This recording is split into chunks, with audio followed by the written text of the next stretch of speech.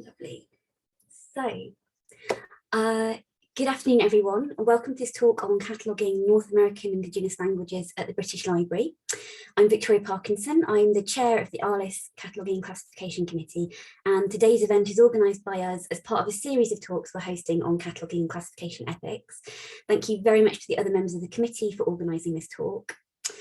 So at the end of the presentation, there will be time for questions. There's a Q&A box in Zoom at the bottom there.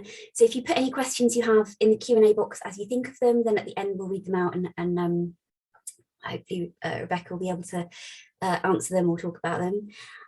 So without further ado, let me hand over to my fellow committee member Annalisa to introduce our speaker today. Hi, good evening all. Thank you, Victoria. So welcome back to the fourth appointment with our series Cataloguing and Classification Ethics. I am Annalisa Ricciardi and I'm a member of the ARLIS Cataloguing and Classification Committee and the cataloger for the Americas and Oceania office at the British Library. Today's talk, by the title Cataloguing North American Indigenous Languages at the British Library, is presented by Rebecca Slatcher. Rebecca is a CDP student with the University of Hull and the British Library. She holds a BA in History and the Philosophy of Language and an MA in Cultural History at the University of Leeds. Her research looks at the British Library's printed North American Indigenous language materials from the perspective of how they have been collected, classified, and described. Rebecca was also involved in the British Library's anti-racism project on the cataloguing and metadata working group, giving a contribution on the drafting of the protocols for description of and access to Indigenous material in the British Library context. Rebecca has recently published 3 blog posts on the BL Americas blog, investigating Cherokee language printing and syllabary, with a snapshot on the library's holdings of the Cherokee language materials. I shall pop the links to the blog post later. This presentation looks at past and present methodologies of collecting, preserving, and describing Indigenous material and the impact that information management have had on Indigenous communities' expression of cultural identity and on the process of erosion of Indigenous phonologies. This talk is focused on Indigenous materials held in non-Indigenous institutions and draws from Rebecca's PhD research on the British Library's collection of printed North American Indigenous language materials post-1850. Rebecca's talk will explore historical context of cataloguing and classification and the imprint that these have left on our perception of Indigenous language materials at the library. This will also discuss how language itself functions in the principles we use to build cataloging systems, raising questions around how the catalog could be used and what information it can and cannot hold. Thank you, everyone, and thank you, Rebecca, and handing over to you now. Thank you. Thank you, Annalisa. I'm just going to share my screen.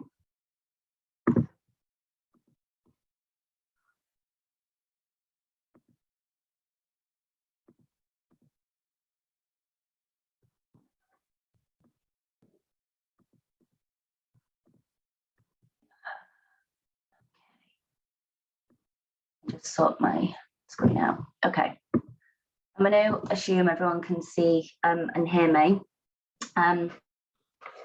Yes. Unless I'm told otherwise. So hello, everyone. Thank you for taking the time to come to this talk today. And thank you, Annalisa, for that introduction and for ARLIS for organising this series of presentations. I've really enjoyed all the presentations so far. I really hope that this builds on the previous presentations that I've also looked at cataloguing in British Library context. But as mentioned, as introduced, today I'm going to be talking about cataloguing North American Indigenous languages using my experience of the collections at the British Library. But I'm going to very much be looking at this from the perspective of historically how sort of context of collecting carry through and still emerge in cataloguing systems today. So I'm going to look at 3 aspects.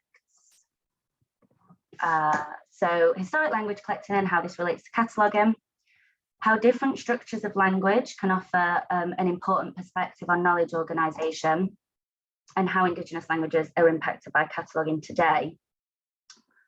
So I just wanted to preface this talk with a few points. So I'm not Indigenous or a cataloguer. I have a history background and I'm a white British researcher. And as mentioned, I'm currently doing my collaborative PhD with the library. Throughout this presentation, I will use the term Indigenous as a general term when referring to the collection, in awareness of the contentions around how and when this term is used, and where possible, I will try and name specific languages. But I also wanted to recognise the work of Indigenous activists, scholars, and library workers that I've learnt from throughout my research. I don't really want to present anything here as some sort of discovery or research input, because these are issues that have been forwarded and spoken about by Indigenous peoples for decades, probably longer than that. But I do hope that in discussing these points today, it can raise awareness about the legacies of cataloguing and why this is important. But I do have a bibliography and resource sheet that I'm happy to share afterwards. And finally, this presentation heavily focuses on materials written in Indigenous languages by non-Indigenous peoples and the context and process of colonisation. This is primarily because I want to talk today about histories of extractive language collecting and how this intersects with cataloguing in non-Indigenous institutions. But this is not to say that these are the authoritative or only type of language material, or to understate the Indigenous creation and resistance within those materials. It's just simply that I don't have time to cover everything. And this is also not to say that Indigenous topics must always be discussed in relation to colonialism or reduced to colonialism. So this is just a really quick context slide. You can't really decipher all of the languages and groupings on this map, but I hope that it really gets across the point, which is linguistic complexity and diversity in the areas now called Canada and North America.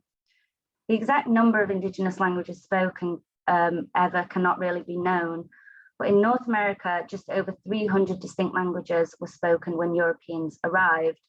Around 187 survive today, but many are critically endangered, with only few elderly speakers. So language materials and access to those materials are vital to language and cultural revitalization.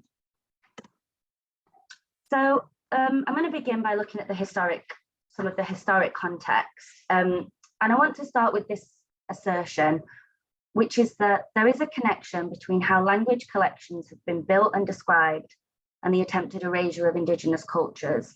And this means that classification as an act and process can be harmful and is a continued area of responsibility for institutions. So I'm going to start with Thomas Jefferson because of his interest in Indigenous languages, but also because his views on languages were so long-standing.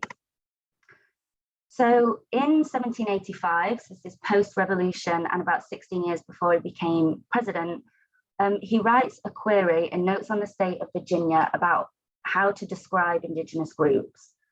So he goes on to say that the question of Indigenous origins in America was related to a wider question about human origins.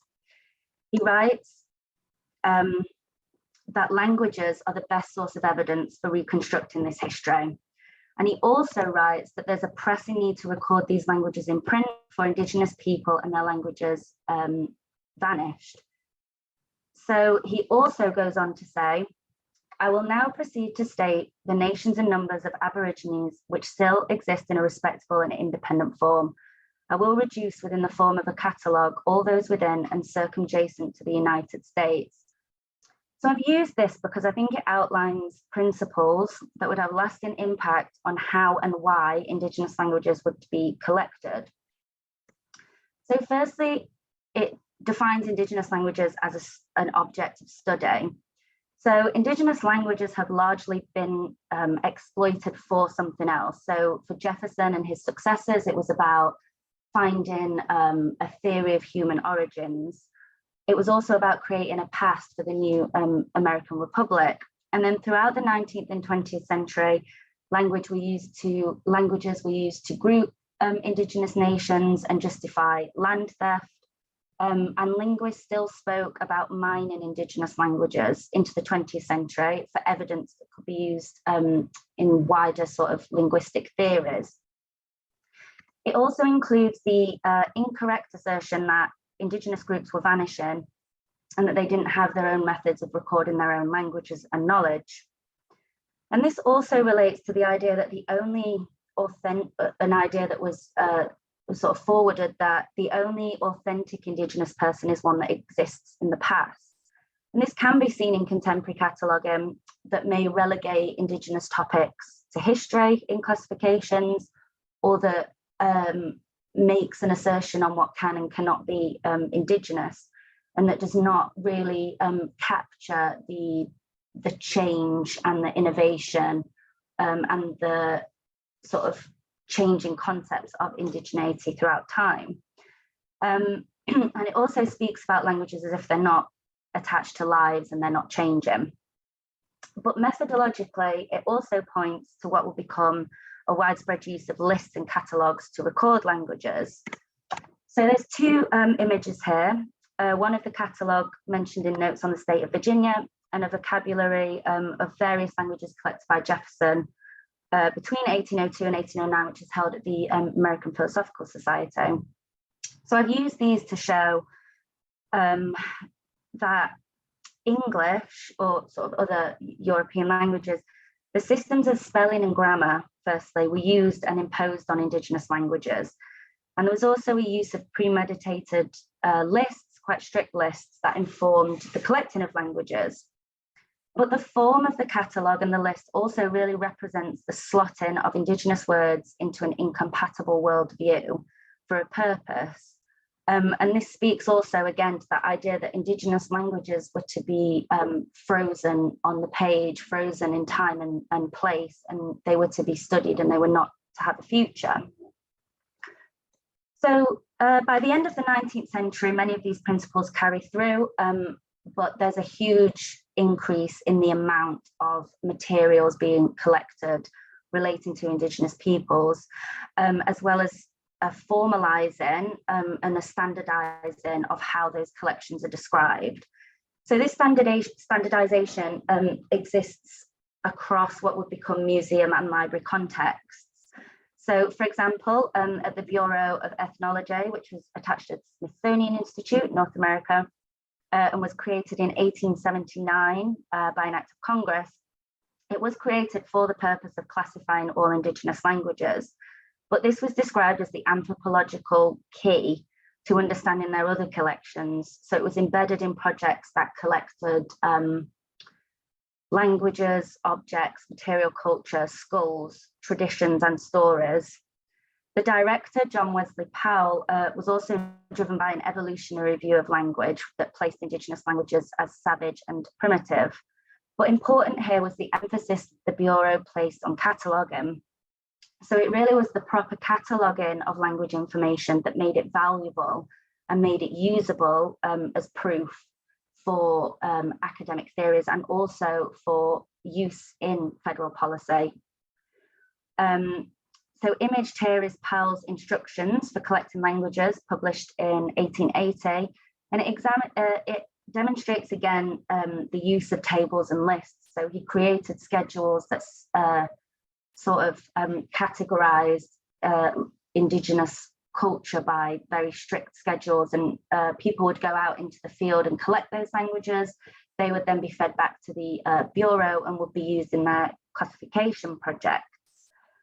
But this standardization is also happening in library contexts around the end of the 19th, beginning of the 20th century also.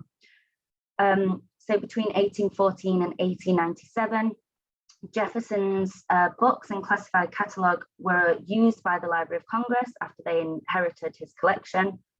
And this is a quote from Melissa Adler, who is a scholar who has worked a lot on this area, but she talks about the ways Jefferson's views were initially codified into how books were described, with his agenda for American state building and expansion, his views on Indigenous people and his position as an enslaver sort of baked into the creation of those schedules. So the quote here, she says, "To my mind, it is worth considering the ways that we see books on the shelves today through Jefferson's eyes, his taste, his aesthetic, and his politics. The Library of Congress's current classification system was derived in part from Jefferson's catalogue." But then from around 1900, the Library of Congress schedules were issued in installments by discipline. And then we see the rise of copy cataloguing, exchange, and the Library of Congress as standard bearers. But by this point, so much had been written by Indigenous people from a non-Indigenous perspective that the language used to describe Indigenous people and the views embedded in those types of materials fed into the way books were classified and described. And another type of print output to mention that I'll just mention briefly is the missionary and boarding school print output. So missionaries with the aim of civilizing and Christianizing Indigenous groups, again, used English, German, and other orthographies to translate religious texts. And boarding school presses, so these are the print output from schools that took Indigenous children and attempted to assimilate them. So they used their own languages to reach them, but the aim was to eradicate Indigenous languages. And again, all of this print output is kind of contributing to, it's creating the language and the subjects and the descriptions that become the standard for describing Indigenous peoples and their languages. So I guess really my main point here, my main first point is that from the beginning, there's been an exploitation of Indigenous languages, but this has been connected to an urge to record, list, and catalogue. More than this, many language materials that make up collections like the British Libraries are attached to institutions whose rationale was to preserve yet eradicate Indigenous languages. And the languages sit across disciplines. It's not, they sit across what would now be described as museum, library, and archival contexts. But you can sort of see how these connect and how there's increased standardization around language materials. And in this it's this context that makes these types of materials and the way they are described historically loaded and potentially, or they are harmful. So the second point that I wanted to talk about is that there is a connection between how languages are structured and how knowledge is organized. And this means that we should put Eurocentric cataloguing principles into perspective. So this is quite a simplified sort of outline of this idea, but I do think it's an interesting way to think about cataloguing. So typically, English is a noun-based language, whereas Indigenous languages are more verb-based. And historically, collectors were both fascinated and frustrated by the complexity of the verb in Indigenous languages. So terms such as polysynthetic were often applied to Indigenous languages, which basically means that for any one word in English, it will require many in an Indigenous language. And in the mid to late 19th century, grammatical structure was often used as an indication as to how civilized a language was. So for example, this is Stephen Riggs, who was a missionary to the Dakota peoples in the 19th century.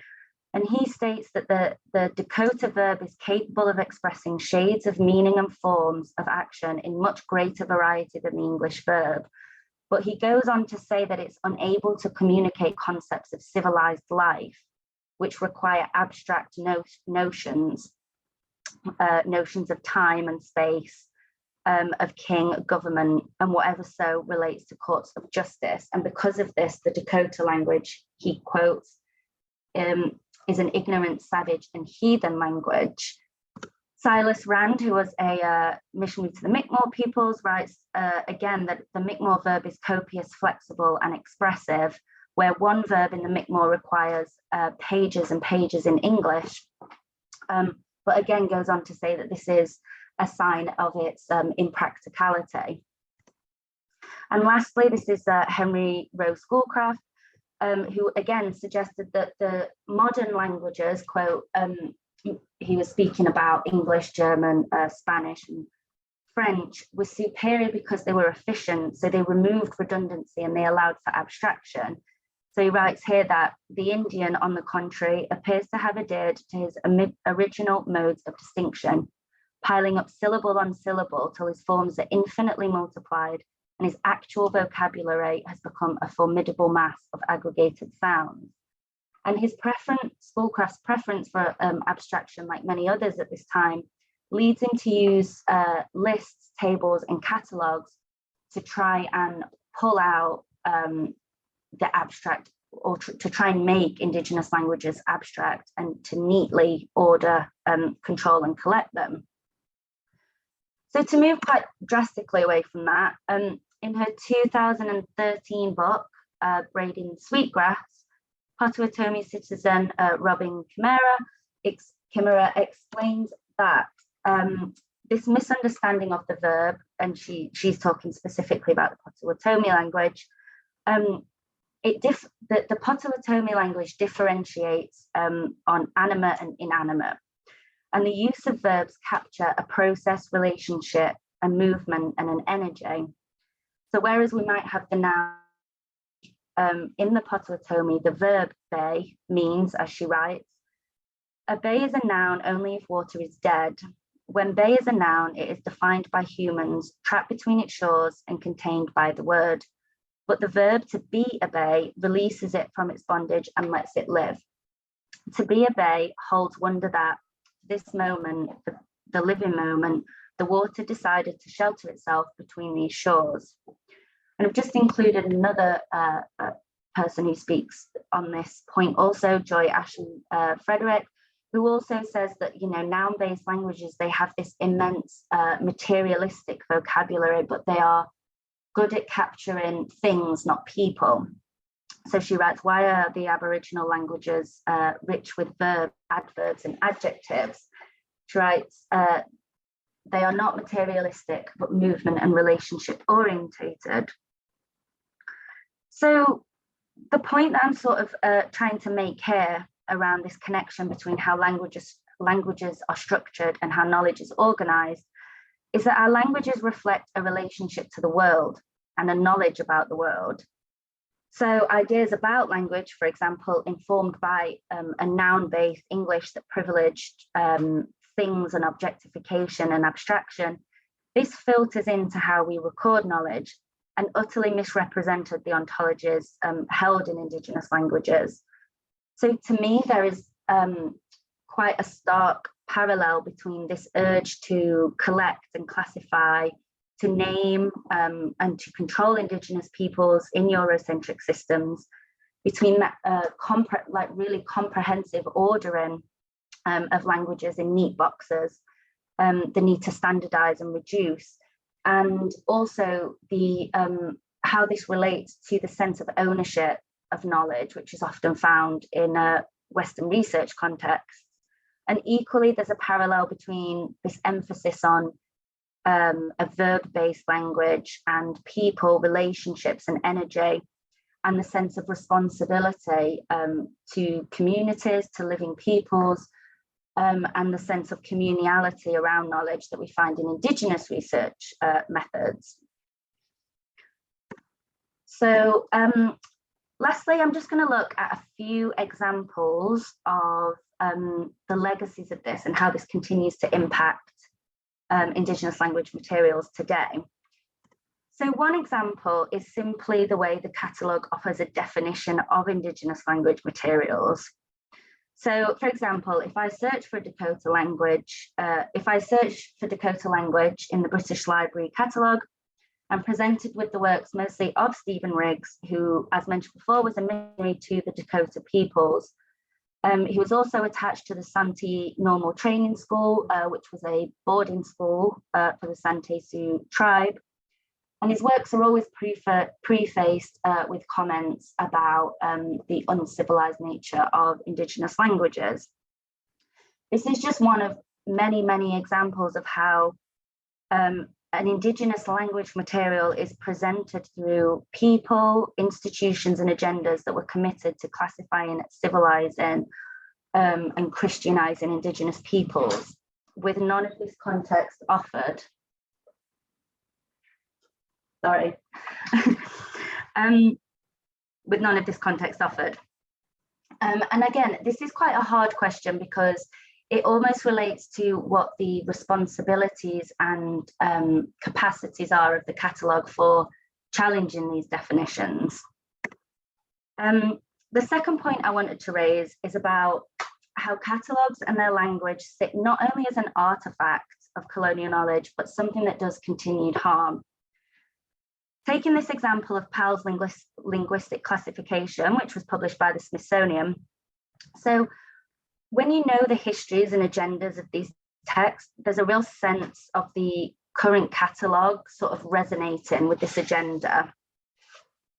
So when you consider why they made this text, its connection to justifying ethnological groupings that would go on to be used to justify federal policy, its act of naming within the very text itself, but it's mirrored in its Library of Congress subject use of Indian and just languages, and the term ethnological, and of all the Indigenous people's labour, probably willing and unwilling, that's not recognised in this record, but contributed to the information within the pages. And then the pages and pages of catalogues and ordered languages within the text itself, we can really understand why these records are not neutral and these words are not neutral, but can be actively harmful. So the last point is a bit more technical, but I wanted to look at how Indigenous languages are represented in mainstream cataloguing, because I think that this follows through with the same sort of decontextualization and misnaming and relegating of Indigenous topics. So to help visualize this, on the left is the Dewey Decimal classification table for languages. So over 300 North American Indigenous languages are reduced to 497 in other languages, which denotes North American native languages. And on the right are the most common Library of Congress subject headings for Cherokee materials at the British Library.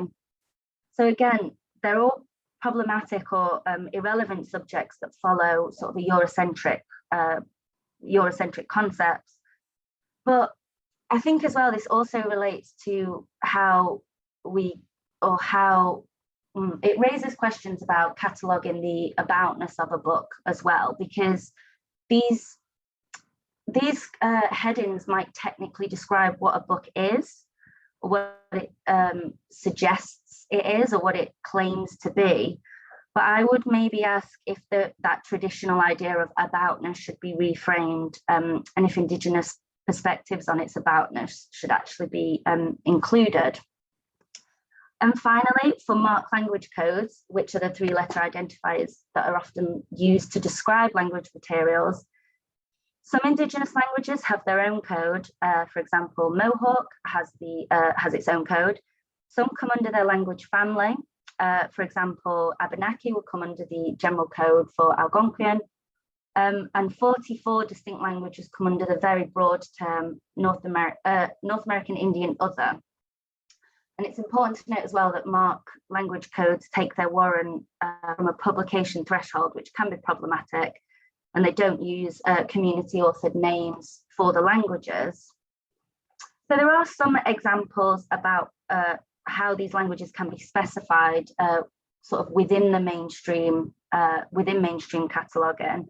So for example, the use of ISO codes, which are curated by the Ethnologue, or glotto codes, which are created by the Glottolog, which do offer a high level of specification.